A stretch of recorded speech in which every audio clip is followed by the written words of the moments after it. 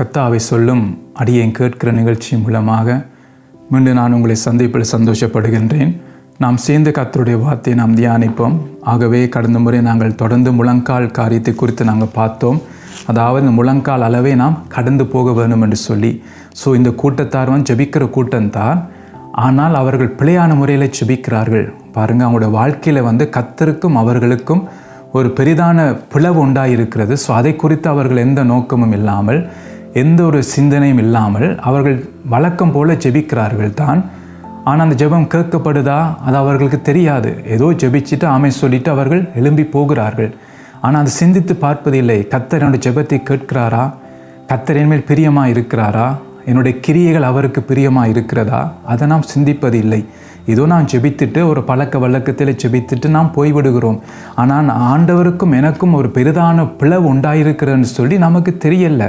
ஏண்டா அந்த உணர்வு நமக்கு இல்லாமல் இருக்கிறபடியால், ஒரு பழக்கப்பட்ட கிறிஸ்தவ வாழ்க்கையை நாம் வாழ்கிறபடியினால் நாம் அந்த உணர்வு நமக்கு இல்லாமல் இருக்கிறது. அப்போ என்னுடைய பாவம் பார்த்தீங்கன்னா, நான் பாவ அறிக்கை பண்ணாமல் கர்த்தரிடத்தில் மனம் திரும்பாமல் போனால் அது அப்படியே பிளவு உண்டாகிக்கொண்டே வரும். கர்த்தருக்கும் எனக்கும் பெரிதான ஒரு பிளவு உண்டாகும்.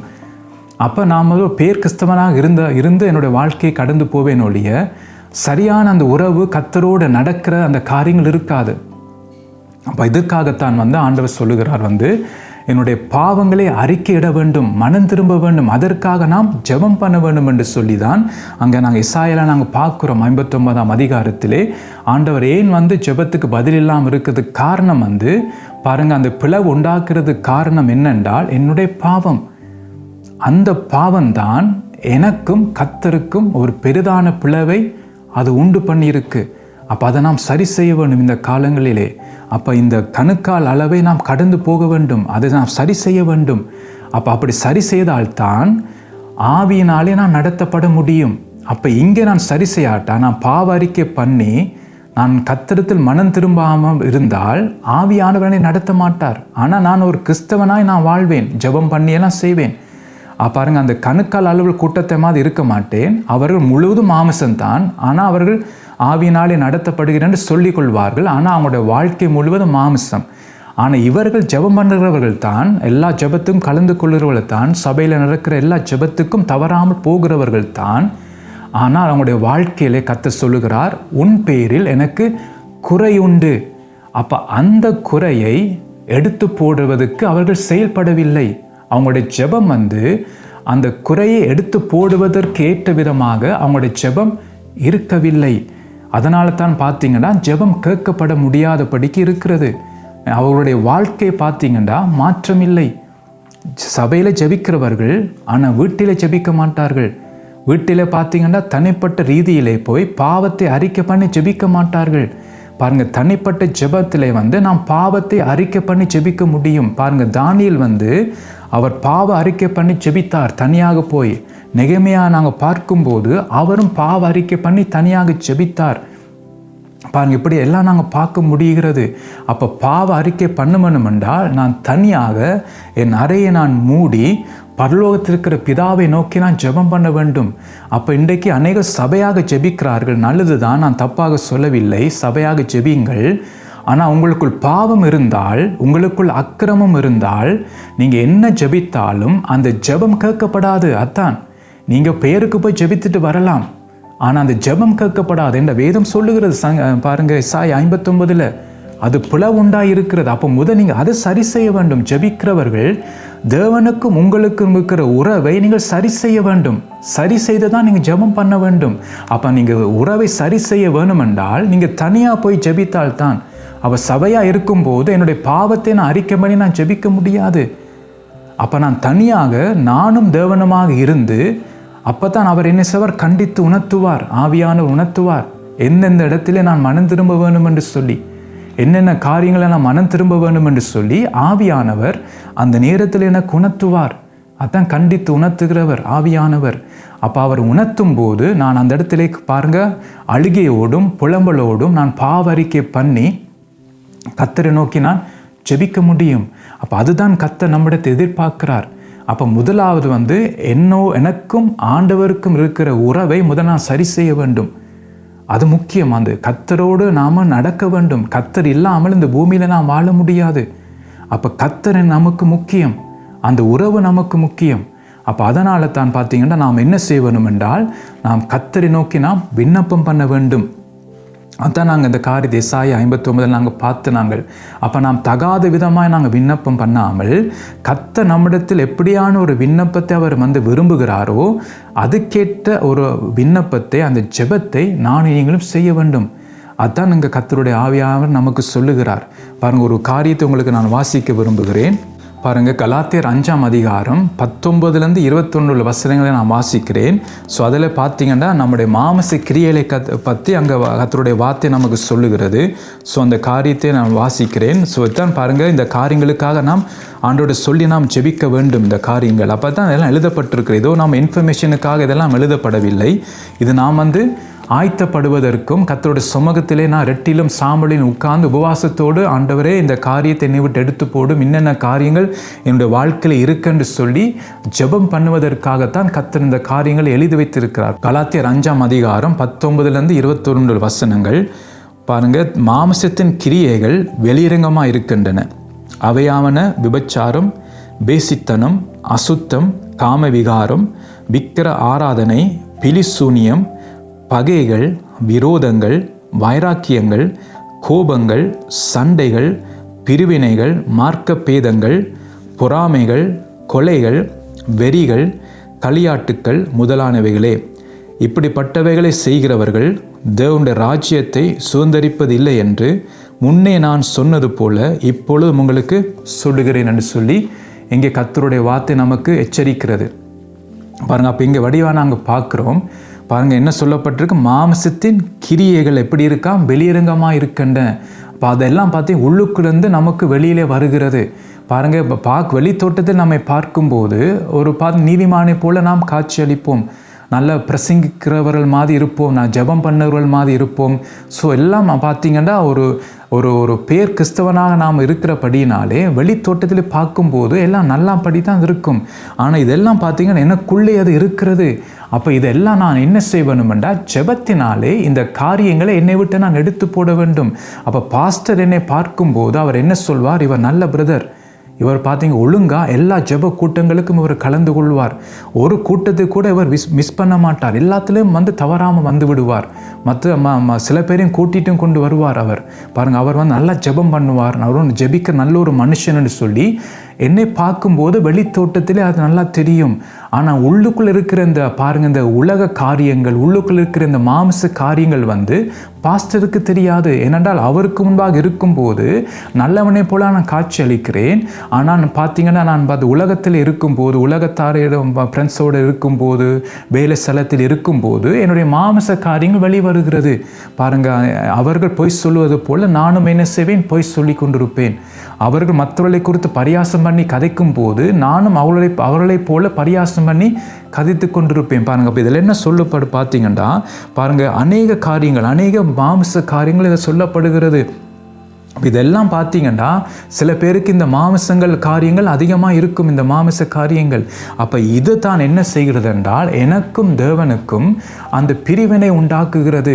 அப்போ நான் ஒரு மேலோட்டமான கிறிஸ்தவ வாழ்க்கையை நான் வாழ்ந்து கொண்டு வந்தால் ஆவியானவர் எனக்குள் இருக்கிறார் தான், ஆனால் ஆவியானவர் என்ற சத்தத்தை கேட்காதபடிக்கு இந்த மாமிசம் என்ன செய்கிறது என்றால் அதை தடை பண்ணுகிறது. எதை என்னை நடத்துகிறது, எதை என்னை மேற்கொள்ளுகிறது என்றால் மாமிசம் என்னை மேற்கொள்ளுகிறது. அதான் நீங்கள் வேதம் சொல்லுகிறது பார்த்தீங்கன்னா 17ஆம் வசனம், 5ஆம் அதிகாரம் 17ஆம் வசனம், மாம்சம் ஆவிக்கு விரோதமாகவும் ஆவி மாம்சத்துக்கு விரோதமாகவும் இச்சிக்கிறது. நீங்கள் செய்ய வேண்டும் என்று இருக்கிறவைகளை செய்யாதபடிக்கு இவைகள் ஒன்றுக்கொண்டு விரோதமாக இருக்கிறது. பாருங்கள், அப்போ எது நான் பார்த்துங்க, எதுக்கு நான் அதிகமாக இடம் கொடுக்கிறேனோ அதுதான் இன்றைய நாளிலும் என்னை நடத்தும். அப்போ இந்த நாளிலே பாருங்கள், எதுக்கு நான் முக்கியத்துவம் கொடுக்கிறேனோ, எது என்னை நடத்துகிறதோ அதுக்கு நான் அடிமையாகி விடுவேன். அப்போ மாம்சம் என்னை மேற்கொண்டு மாம்சம் என்னை நடத்துவதுக்கு நான் இடம் கொடுத்தால் இந்த நாள் முழுவதும் தான் பாருங்க, இந்த நாள் முழுவதும் மாம்ச கிரியைகள் தான் எனக்குள் காணப்படும். அதான் சொல்லப்பட்ட மாம்ச கிரியைகள். பாருங்கள், விபச்சாரம் இருக்குது, வேசித்தனம், அசுத்தம், காமவிகாரம், விக்கிர ஆராதனை, பிலிசூனியம், பகைகள், விரோதங்கள். பாருங்கள், இதெல்லாம் மாம்ச காரியம். ஒன்றொன்னா நீங்கள் வாசித்து பார்த்தீங்கன்னா பாருங்கள், இந்த காரியங்கள் இன்னும் சில பேருக்கு இருக்கிறது. அப்போ ஏன் அது இன்னும் இருக்கிறது பாருங்க. ஏனென்றால் நாம் செய்ய வேண்டிய ஜெபங்களை நாம் செய்யவில்லை. இதற்காக நான் ஜெபம் பண்ணவில்லை. நாம் என்ன செய்கிறோம் என்றால் ஆதாமை போல குற்றத்தை ஒத்துக்கொள்ளாமல் இருக்கிறோம். ஆதாமை போல நாம் உடன்படிக்கை மீறி இருக்கிறோம். கர்த்தருடைய வார்த்தையை நாம் மீறுகிறோம். அப்போ இந்த மாமிச கிரியைகளுக்காக அந்த காரியத்தை எடுத்து போடுவதற்காக நான் கிரியை செய்யாமல் இருந்தால் பிளவு ஒரு பக்கம் ஒன்று பிளவு உண்டாகும். ரெண்டாவது கர்த்தருடைய வார்த்தையை நான் மீறி நடக்கிறேன். மூன்றாவது என்னுடைய பிள்ளையை நான் ஒத்துக்கொள்ள மாட்டேன். பாருங்க எவ்வளோ விபரீதத்தை இது மூலமாக நாங்கள் பார்க்குறோம் பாருங்க. அதனால தான் நாங்கள் ஆரம்பத்தை நாங்கள் பார்த்து நாம் மாம்சத்தில் பிழைப்பதற்காக நாம் கிரியை செய்தோம் என்றால் சாவீர்கள் அங்கே ரோமர்கள் சொல்லப்பட்டிருக்கு. சாபம் அதுதான் பதில். ஏனென்றால் கர்த்தரோட உறவு எனக்கு இல்லாமல் போகிறது, பிளவு உண்டாகிறது. பாருங்க, அதுக்கு பிறகு மாம்சத்தான் எனக்கு கூட நடத்தும். அப்போ மாம்சத்தால் நடத்தப்படுகிறபடினால் அந்த மாம்சம் என்ன செய்கிறது என்றால் தேவனுடைய வார்த்தைக்கு கீழ்ப்படியாதபடிக்கு மாம்சம் என்னை நடத்த தொடங்கும். மாம்சம் என்னை நடத்தி கொண்டு இருக்கும். காலப்போக்கில் என்ன நடக்கும் என்றால் கர்த்தருக்கு பார்த்தீங்கன்னா நான் துரோகம் பண்ண தொடங்கிடுவேன். கர்த்தருடைய வார்த்தை மீறி நடக்கிறதுனாலே நான் துரோகம் பண்ணி கொண்டிருப்பேன். அவருடைய வார்த்தைக்கு கீழ்ப்படியாதபடிக்கு பாருங்க, அவருடைய வார்த்தைக்கு நான் பாருங்க கீழ்ப்படியாமல் முரட்டாட்டம் பண்ண தொடங்குவேன். பாருங்க எவ்வளவு விபரீதங்களை நாங்கள் பார்க்குறோம். அப்போ அதனால தான் இங்கே கர்த்தருடைய வார்த்தை நமக்கு எச்சரிக்கிறது என்னென்றால், நீங்கள் ஆலயத்துக்கு போய் வரலாம், ஞானஸ்நானம் எடுத்திருக்கலாம், நீங்கள் அந்நிய பாஷை பேசலாம், நீங்கள் உங்களுக்கு ஆவியின் வரங்கள் கூட இருக்கலாம். ஆனால் இந்த மாமிச காரியங்களை உங்களை விட்டு நீங்கள் எடுத்து போடாமல் அதற்காக நீங்கள் ஜெபம் பண்ணாமல் இருந்தீர்களானால் தேவனுடைய ராஜ்யத்துக்குள் நீங்கள் பிரவேசிக்க முடியாது. நீங்கள் ஊழியம் செய்யலாம், நீங்கள் சபையை கூட நடத்துகிற தலைவராக இருக்கலாம், நீங்கள் பார்த்தீங்கன்னா பைபிள் ஸ்கூல் நீங்கள் ஆரம்பித்திருக்கலாம், சுவிசேஷ கூட்டங்கள் நீங்கள் அறிவிக்கலாம், சுவிசேஷ கூட்டங்களை தொடங்கி நீங்கள் பல காரியத்தை கர்த்தருக்குன்னு நீங்கள் செய்யலாம். ஆனால் கர்த்தர் சொல்லுகிறார், உங்கள் பேரில் எனக்கு குறை உண்டு. ஸோ அந்த குறையை நீங்கள் எடுத்து போடாமல் மாமிசத்துக்கு ஏற்ற விதமான காரியங்களை செய்து கொண்டிருந்தால் வேதம் சொல்லுக சாவீர்கள் என்று. அப்போ நீங்கள் என்ன செய்ய வேண்டும்? நான் ஆரம்பத்திலே பார்த்தோம், ஆவியினாலே மாமிசத்தின் கிரியைகளை அழித்தால் பிழைப்பீர்கள். அப்போ இதுதான் நீங்களும் செய்ய வேண்டும். அப்போ இதற்காகத்தான் ஜெபிக்க வேண்டும். ஆண்டவரே, இந்த காரியங்கள் சொல்லப்பட்டிருக்கு. ஆண்டவரே, உதாரணத்துக்கு ஆண்டவர் எனக்கு பகை இருக்கிறது ஆண்டவரே, ஆகவே ஆண்டவர் அந்த பகை என்னால் எடுக்க முடியாமல் இருக்கிறது. அப்போ நீங்கள் என்ன செய்யணும் என்றால் இந்த காரியத்துக்காக, இந்த மாமிசத்தின் கிரியைகளை அழிக்கிறதுக்காக தானியேல் ஜெபித்தது போல பாருங்கள், நீங்கள் என்ன செய்யணும்? உபவாசத்தோடு அழுகையோடு கர்த்தருடைய சமூகத்திலே இதற்காக நீங்கள் ஜெபிக்க வேண்டும். அதான் கர்த்தர் பார்க்கிறார். இதற்காக நீங்கள் என்ன செய்யணும் என்றால் போராடி ஜெபிக்க வேண்டும். ஆண்டவரே, இந்த மாமிசத்தின் கிரியைகள் எல்லாம் ஆண்டவர் என்னை விட்டு எடுத்து போடும். ஆண்டவரே, இந்த மாமிச கிரியை ஆண்டவரே எனக்கும் உமக்கும் அது பிளவு உண்டாகியிருக்கிறது. ஆண்டவரே, அது எனக்கு வேண்டாம். ஆண்டவரே, இந்த பிளவை என்னை விட்டு எடுத்து போடும். இதோ என் பாவத்தை நான் அறிக்கையிடுகிறேன். கர்த்தாவே, நான் செய்த பாவத்தை ஆண்டவரே எனக்கு மன்னியும். ஆண்டவரே, இந்த பாவ காரியங்கள் என்னை விட்டு எடுத்து போடும். எனக்குள் கோபம் இருக்கிறது ஆண்டவரே, எனக்கு இந்த பிலிசூனியங்கள் இருக்கிறது, விரோதங்கள் எனக்கு இருக்கிறது, வைராக்கியங்கள் கோபங்கள் இருக்கிறது ஆண்டவரே, சண்டை பண்ண வேண்டும் என்ற அந்த காரியங்கள் இருக்கிறது, பிரிவினைகள் இருக்கிறது ஆண்டவரே, இந்த மார்க்க பேதங்கள் ஆண்டவரே எனக்கு இருக்கிறது, பொறாமைகள் எனக்கு இருக்கிறது. பாருங்க, இப்படி ஒன்றொன்றா சொல்லி ஆண்டவர்கிட்ட நான் அறிக்கை பண்ணி நாம் ஜெபம் பண்ண வேண்டும். ஏன்னா எப்படியாவது இந்த பிளவை நாம் எடுத்து போட வேண்டும். ஆனால் அந்த பிளவு இருக்கும் வரைக்கும் பாருங்க, அந்த ஜெபம் கேட்க முடியாது, கர்த்தர் கேட்க முடியாது. ஏன்னா அது தடை, அவர் ரெடியாக இருக்கிறார் நான் செய்கிறதுக்கு. ஆனால் அந்த என்னுடைய பாவம் அவருக்கு ஒரு மேகம் போல ஒரு தடையாக இருக்கிறது. அப்போ அதை நான் தான் எடுத்து போட வேண்டும். அப்போ அதற்கு தான் பார்த்தீங்கன்னா பரிசுத்த ஆவியானவருடைய நிறைவு எனக்கு வேண்டும். அதான் இயேசுவை நாங்கள் பார்க்குறோம். பரிசுத்த ஆவியானவரை நிறைந்து யோர்தானை விட்டு திரும்பி நாங்கள் பார்த்தோம். யோதானங்கள், எத்தனை யோதானங்கள் நம்முடைய வாழ்க்கையில் இருக்குன்னு சொல்லி, அப்போ அதை விட்டு நாம் திரும்ப வேண்டும். அதான் பாருங்கள், எவ்வளோ காரியத்தை நாங்கள் பார்த்து கொண்டு வாரோம். யோதானை விட்டு நான் திரும்ப வேண்டும். அப்போ நான் பரிசுத்த ஆவியான் நிரப்பப்பட வேண்டும் என்றால் என்ன எனக்கு தேவை? அதான் நாங்கள் பார்க்குறோம். கணுக்கால் அளவை நான் கடந்து போக வேண்டும். அது ஆபத்து. கணுக்கால் அளவோடு இருந்தால் அது ஆபத்து. இப்போ முழங்கால் அளவு இப்போ நாங்கள் தியானித்து கொண்டு இருக்கிறோம். ஜெபம் பண்ணுகிறீங்க தான், ஆனால் சரியான ஜெபம் பண்ணவில்லை. கர்த்தரிடத்திலிருந்து பதில் உங்களுக்கு வரவில்லை. அதுக்கு என்ன காரணம்? பாவம், மாமிச காரியங்கள். ஸோ நாம் அதற்காக நான் ஜெபிக்க வேண்டும். அதிலிருந்து மனம் திரும்புவதற்காக கர்த்தர் அதுதான் நம்மிடத்தை எதிர்பார்க்கிறார். அதான் யோவான் ஸ்நானகன் சொல்லுகிறார், ஞானஸ்நானம் எடுக்க வருகிறவர்களை பார்த்து மனம் திரும்புவது கேட்ட கனிகளை கொடுங்கள். அதான் அவங்க சொல்லுகிறார் அவர். அப்போ நாம் மனம் திரும்புவது கேட்ட கனிகள் நம்முடைய வாழ்க்கையில் இருக்கு. அப்போ கனி என்ற என்ன அர்த்தம்? அதை நான் ஆண்டோட சமூகத்தில் போய் நான் என்ன செய்கிற பாவ அறிக்கை பண்ணி மன்னிப்பு கேட்குற ஆண்டவரே எனக்கு உதவி செய்யும், ஆவியானவர் உங்களுடைய பலத்தை எனக்கு தாரும், இந்த மாமிச காரியங்கள் என்னை விட்டு நீர் எடுத்து போடும். அப்போ நான் மனம் திரும்புகிறேன். அப்போ அதை கேட்ட கனி எனக்கு வருகிறது. அப்போ ஆவியானவர் என்ன செய்வார்? எனக்கு உதவி செய்வார். அதான் இங்கே நாங்கள் பார்க்குறோம், மனம் திரும்ப கேட்ட கனி கொடுக்க வேண்டும்.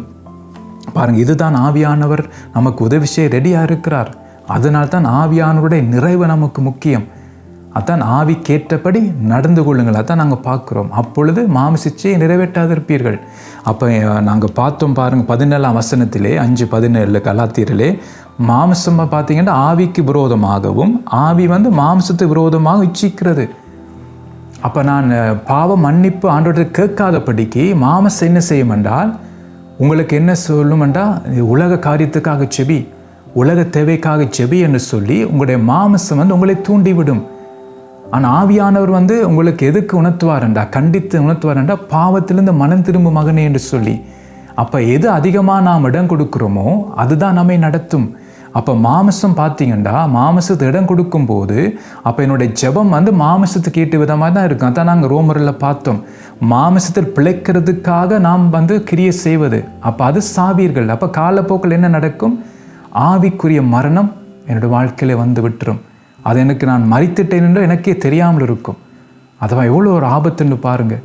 எவ்வளோ ஆண்டவர்கிட்ட நாம் சபைக்கு போய் வருஷம் பாருங்கள், ஒவ்வொரு ஞாயிற்றுக்கிழமையும் போய் ஊழியம் செய்து எல்லாம் செய்துட்டு நித்திய ஜீவனை இழந்து போனால் எவ்வளோ பரிதாபம்னு பாருங்கள்.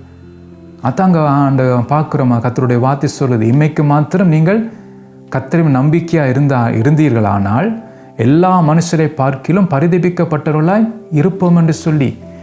அப்போ அந்த மாமிசம் நம்ம எப்படி தூண்டும் என்றால் உலக காரியங்களை தேடு, உலக காரியங்களை கேட்ட விதமாக கிரியை செய், அதற்காக செபி, அதற்காக போராடு என்று சொல்லி மாமிசம் தூண்டிவிடும். அப்போ இந்த மாமிசம் தூண்டி விடுகிறது கேட்ட போதனைகளை பிசாசு பாருங்கள் சில ஊழியக்காரர் மூலமாக போதிக்க வைத்து அப்போ அந்த உலக ஆசீர்வாதத்தை தான் மையமாக நாம் பிடித்து கொண்டிருப்போம்.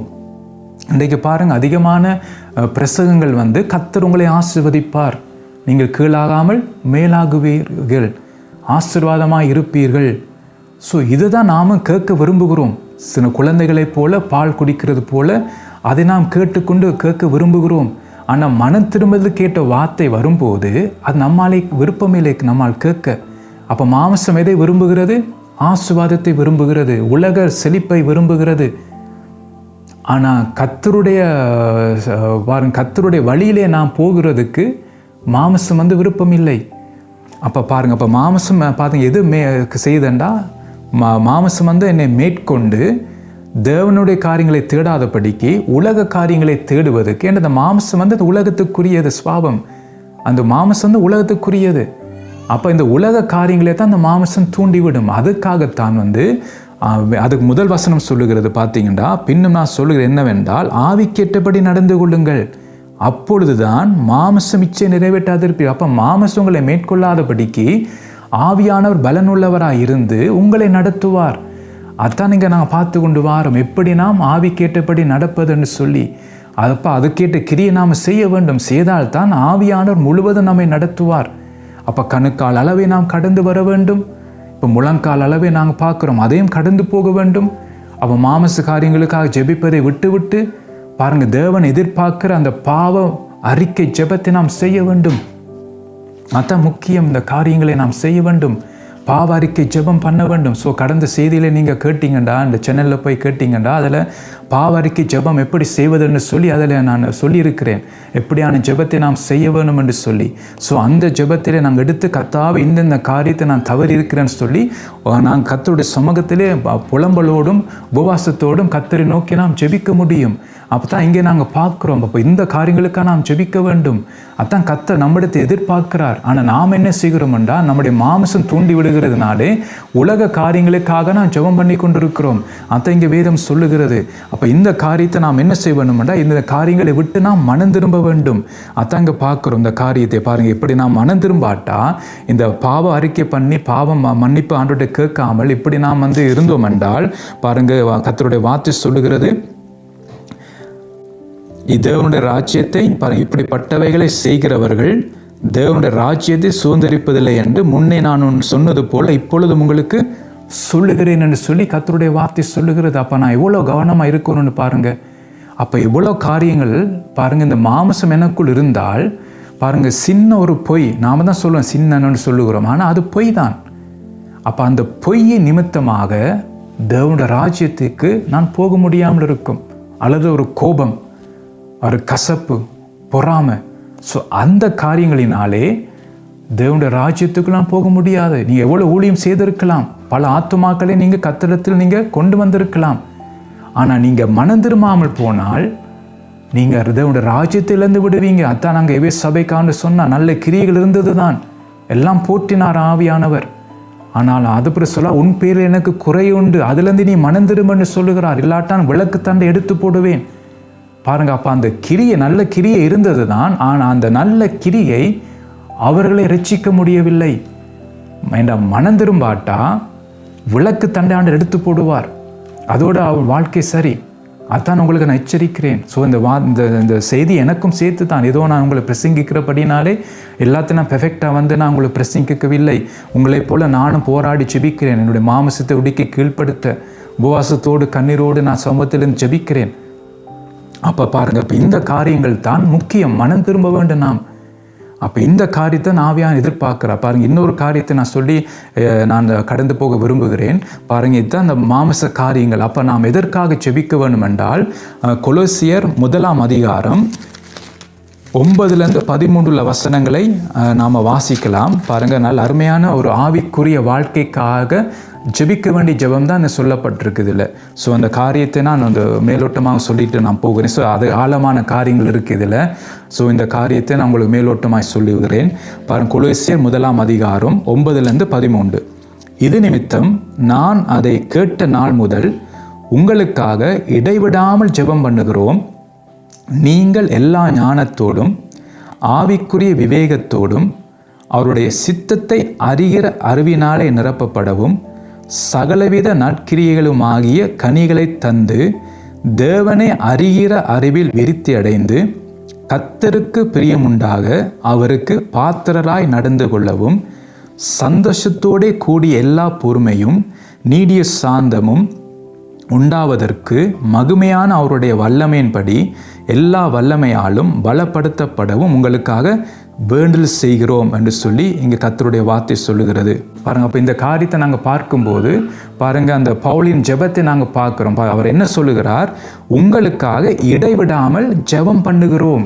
பாருங்கள், அப்போ அது என்ன அர்த்தம்னா, தொடர்ச்சியாக பாருங்கள் இந்த காரியங்களுக்காக ஜெபம் பண்ண சொல்லி அவர் சொல்லுகிறார். அப்போ அவர் அப்படிதான் ஜெபிக்கிறார் பவுல் அப்போஸ்தலன். பாருங்கள், அப்போ அதனால் எதற்காக நாம் ஜெபிக்க வேணுமா, இடைவிடாமல். பாருங்கள், நீங்கள் எல்லா ஞானத்தோடும், பாருங்கள் உலக ஞானத்தை சொல்லப்படவில்லை, கர்த்தருடைய ஞானத்தை சொல்லப்படுகிறது.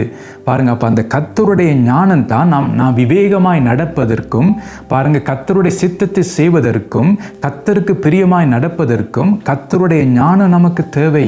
அப்போ இதுதான் சொல்லப்பட்டிருக்கு, எல்லா ஞானத்தோடும் ஆவிக்குரிய விவேகத்தோடும். அதான் பாருங்க, ஞானம் நமக்கு என்ன செய்கிறது, அந்த கர்த்தருடைய ஞானம் ஆவிக்குரிய விவேகத்தை நமக்கு தருகிறது.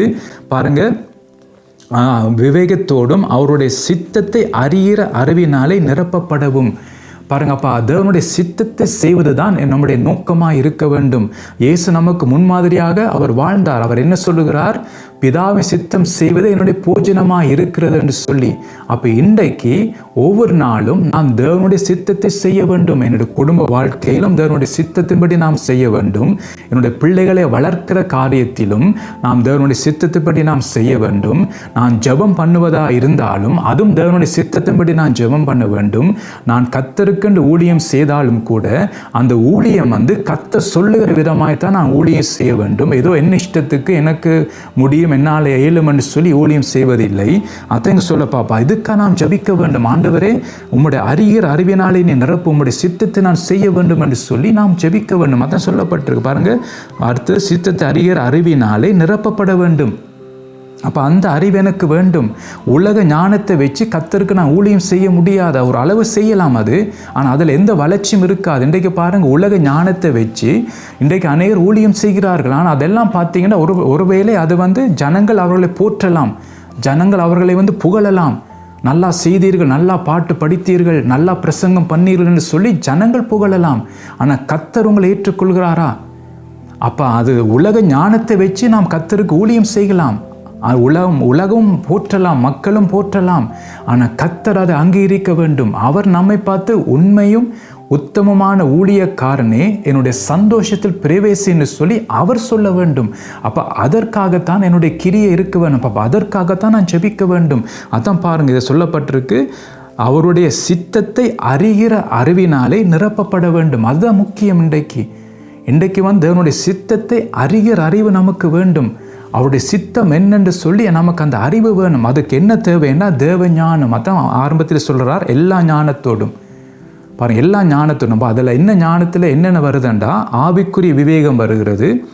அடுத்தது பார்த்திங்கன்னா அவருடைய சித்தத்தை அறிகிற அறிவினால் நிரப்பப்படுவது வருகிறது. அப்போ அந்த எல்லா ஞானம், தேவன் கொடுக்குற ஞானம் இதெல்லாம் செய்ய என்னை நடத்துகிறது.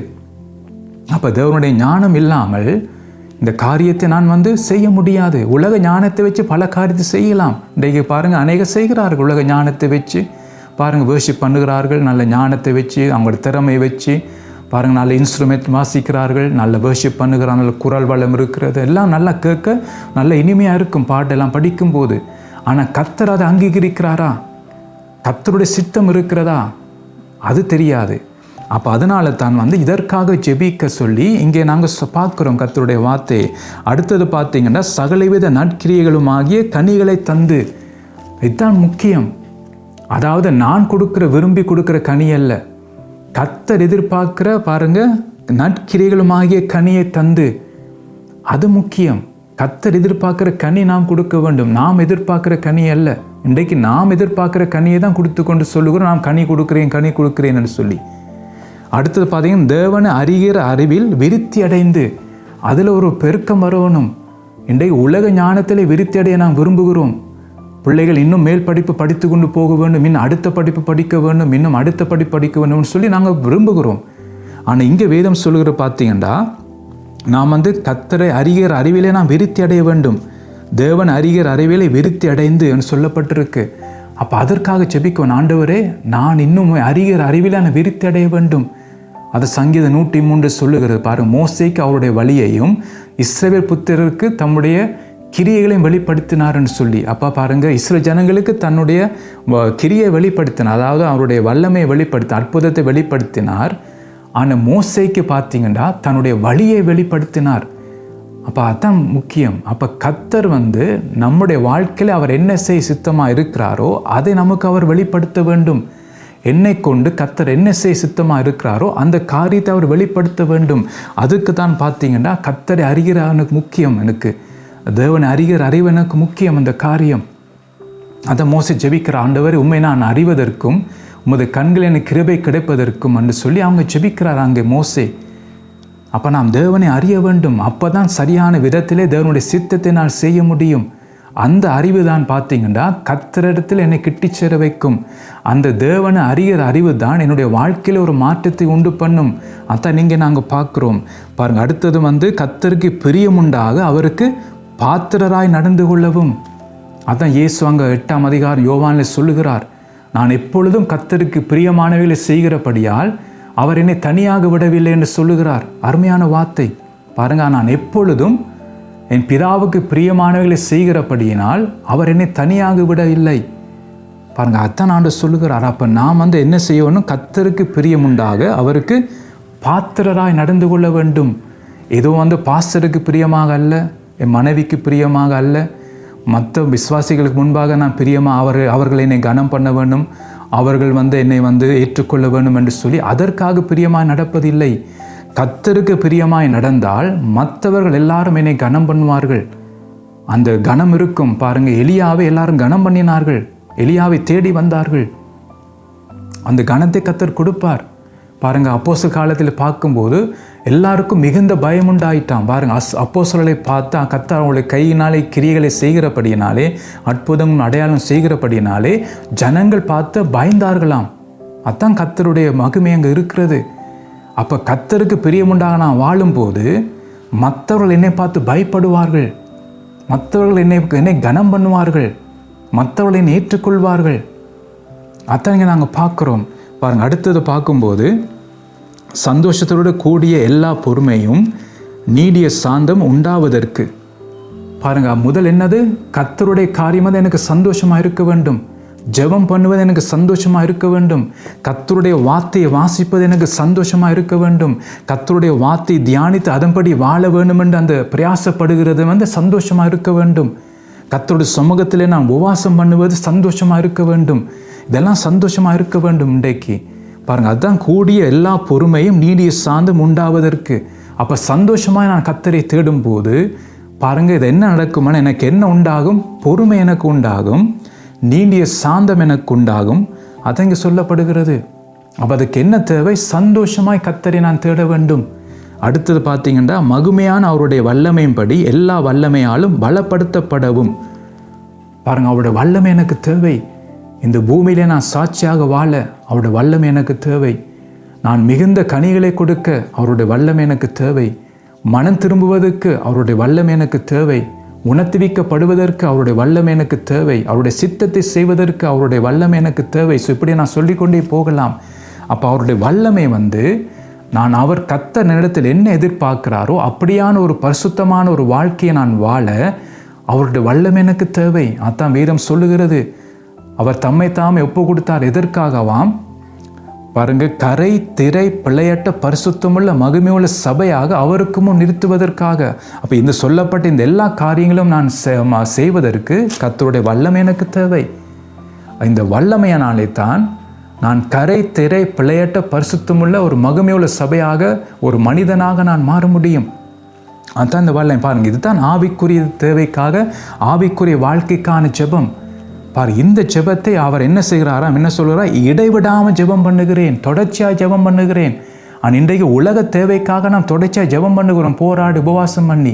ஆனால் இதற்காக நாம் ஜெபம் பண்ணுகிறோமா? ஜெபம் பண்ணுவதில்லை. பாருங்க, இந்த ஆவியா நமக்கு அநேக காரியத்தை கற்றுக் கொடுத்தார். ஆகவே நானும் நீங்களும் பாருங்க இந்த முழங்கால் அளவை கடக்க வேண்டும். மேலோட்டமான ஜெபம் பண்ணுவதை விட்டு, மாமச காரியங்களுக்காக ஜெபம் பண்ணுவதை விட்டுட்டு, இச்சையை நிறைவேற்றுவதற்காக ஜெபம் பண்ணுவதை விட்டுட்டு எப்படியான ஜெபத்தை நாம் செய்ய வேண்டும் என்று சொல்லி ஆவியானவர் நமக்கு கற்றுத்தந்திருக்கிறார். ஸோ இதை கவனமாக நீங்கள் கேட்டு உங்களுடைய ஜெப வாழ்க்கையை நீங்கள் மாற்றிக்கொள்ளுங்க. நிச்சயம் ஆவியானவர் உங்களுக்கு உதவி செய்வார். ஸோ அடுத்த முறைக்கு மீண்டும் நாங்கள் உங்களை சந்திக்கிறேன். கர்த்தர் தாமே உங்களை ஆசீர்வதிப்பாராக.